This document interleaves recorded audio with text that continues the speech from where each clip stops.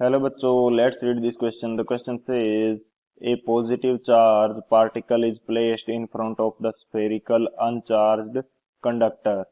Assertion: the surface charge density at a point on the sphere nearest to the point charge will be negative and maximum in magnitude compared to other points on the sphere.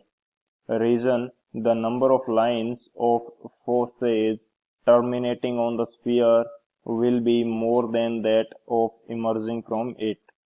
Option first, both assertion and reason are correct and reason is the correct explanation of assertion. Option second, both assertion and reason are correct but reason is not the correct explanation of assertion.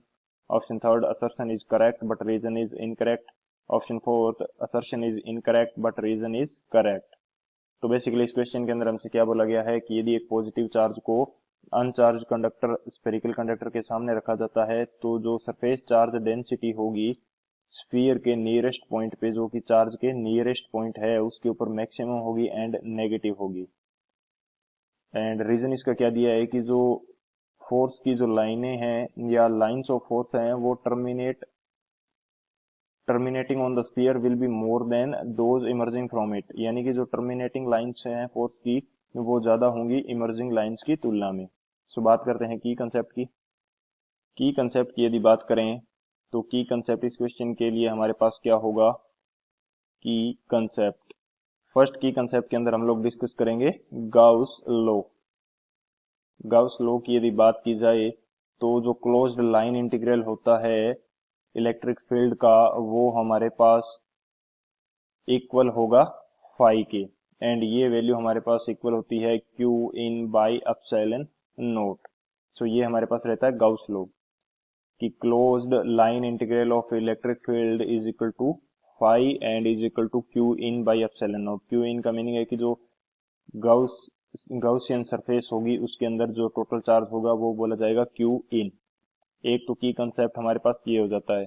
Second की concept हमारे पास क्या होगा कि यदि हमारे पास कोई conducting sphere है and neutral है, यदि इसके सामने कोई पॉजिटिव चार्ज रखा जाएगा तो इस पॉजिटिव चार्ज के पास वाली जो सरफेस होगी इसके ऊपर नेगेटिव चार्ज इंड्यूस होगा, एंड इस स्फीयर की जो अब दूसरी सरफेस होगी उसके ऊपर पॉजिटिव चार्ज इंड्यूस होगा। ये हमारा सेकंड की कंसेप्ट हो जाएगा। यानी कि यदि मैं बात करता हूं तो यहाँ पे इसको क्या बोलेंगे? Induced charge. वो किस प्रकार से होगा ये हमने सेकंड की कंसेप्ट के अंदर शो किया है। सो ये दो हमारे की कंसेप्ट हो जाएंगे। इन की कंसेप्ट की हेल्प से इस क्वेश्चन को सॉल्व करते हैं। सॉल्यूशन की यदि बात करें तो हमें क्वेश्चन के अंदर दिया है कि एक स्फीयर है, कंडक्टिंग स्फीयर, जो कि न्यूट्रल है यानी कि चार्ज नहीं है, अनचार्ज कंडीशन के अंदर है। इसके सामने एक पॉजिटिव क्यू चार्ज रखा जाता है तो इसके सामने वाली सरफेस पे कौन सा चार्ज इंड्यूस होगा? नेगेटिव चार्ज, एंड इसकी जो अपोजिट सरफेस है इसके ऊपर पॉजिटिव चार्ज इंड्यूस्ड हो जाएगा। सो यहाँ पे यदि बात करें कि जो नेट फ्लक्स है उसकी वैल्यू कितनी आएगी, तो हमारे पास की कंसेप्ट क्या है?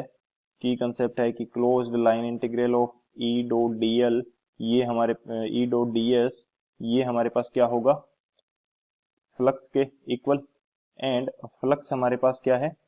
फ्लक्स बेसिकली होता क्या है कि एक गिवन एरिया में से कितनी जो फील्ड लाइंस हैं वो पास आउट हो रही हैं, कितनी फील्ड लाइंस पास आउट हो रही हैं, तो वो हमारे पास फ्लक्स को डिनोट करता है।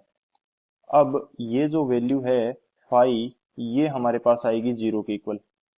फाई हमारे पास जीरो के इक्वल आएगी क्योंकि फाई की वैल्यू हमारे पास क्या होती है? Q in by epsilon not, and ये जो स्फेरिकल सरफेस है या स्फीयर है इसके क्यू इनसाइड अंदर का जो चार्ज है ये हमारे पास क्या है? जीरो है, क्योंकि कंडक्टिंग स्फीयर के ऊपर चार्ज जो होता है वो इसकी सरफेस के ऊपर रहता है, अंदर का जो चार्ज होगा वो हमारा क्या रहेगा? जीरो रहेगा।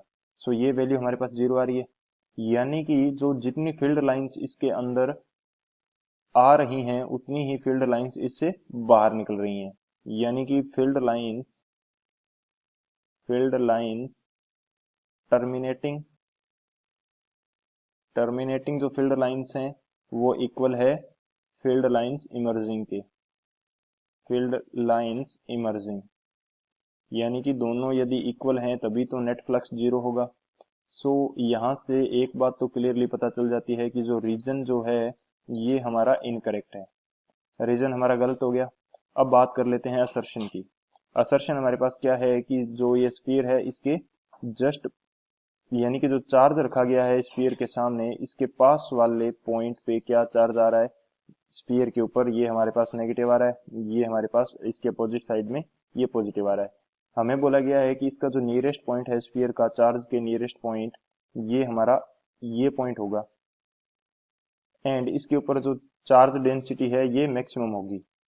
सरफेस चार्ज डेंसिटी क्या होगी? Maximum. Surface charge density basically होती क्या है हमारे पास, इसको बोला जाता है सिग्मा से एंड इसकी वैल्यू होती है Q बाई ए यानी कि एरिया। सो यहाँ पे यदि देखा जाए तो Q की वैल्यू क्या है, नेगेटिव चार्ज इंड्यूस हो रहा है तो ये मेरे पास नेगेटिव होगा।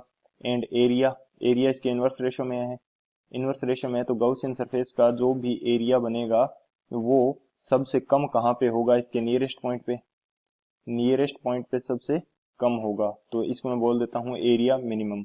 तो यहाँ पे सरफेस चार्ज डेंसिटी की वैल्यू क्या आएगी, जो सिग्मा है ये हमारा आएगा मैक्सिमम एंड आएगा नेगेटिव, मैक्सिमम आएगा एंड नेगेटिव आएगा। सो हमारा जो असर्शन है वो क्या हो जाएगा, करेक्ट हो जाएगा।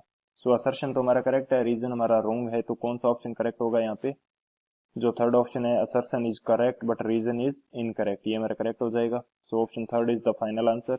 आई hope you understood it well. Best of luck. Thank you.